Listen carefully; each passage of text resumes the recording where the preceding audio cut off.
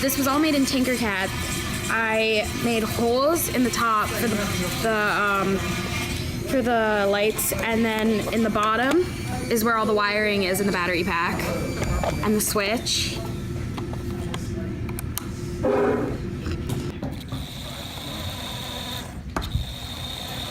Okay, so this is supposed to be a mirror with LED lights surrounding it. Alright, so I made a mobile charger that's supposed to be like charging stuff via bike pedaling power. So I used the bandsaw, the what's this one called? Drill press? The drill press, and a soldering iron on these 4 spots here.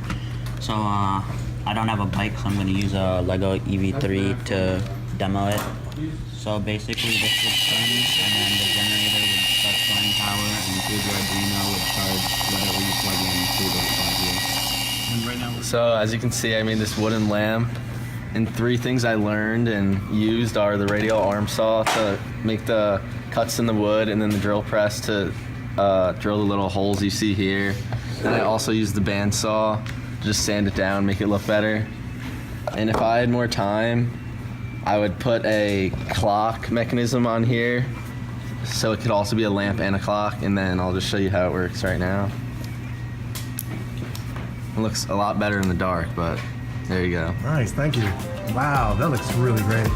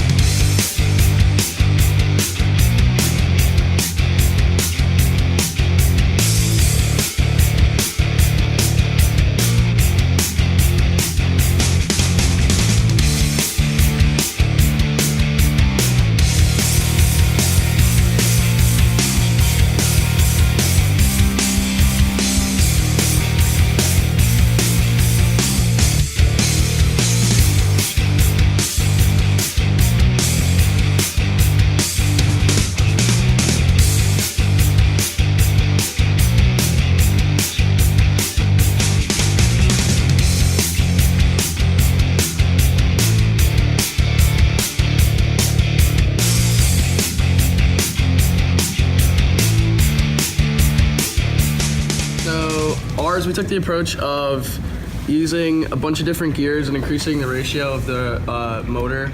So basically it's a 40:8, which is a 5:1 ratio, and then another one on top, so it's 25 times faster than the original motor. You'll see it when they spin. So what we decided to do is we also use the ultrasonic sensor, so when something comes within, I think we programmed it to be like 4 centimeters. 4 centimeters. The motors are going to start up, the wheels are going to spin for like 7 seconds, which is when it reaches its max speed. And then the arm is going to let go, the ball's going to shoot, and then it rearms itself, and the dog can just come right back, put it in, and it's infinite looped. All right, let's see it. So it's currently on. And it senses that there's something there.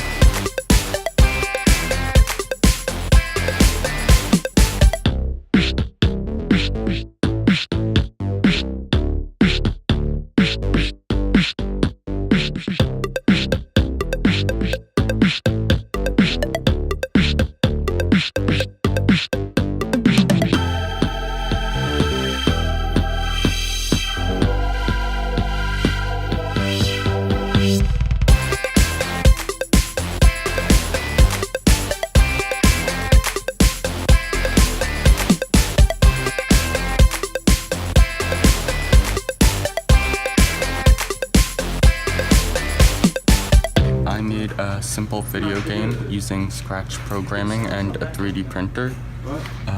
For the controller, I used water-soluble supports so that I could get a cleaner print, and it actually can come apart so that I can change the wiring. Great. What is the device inside there? A makey. Okay.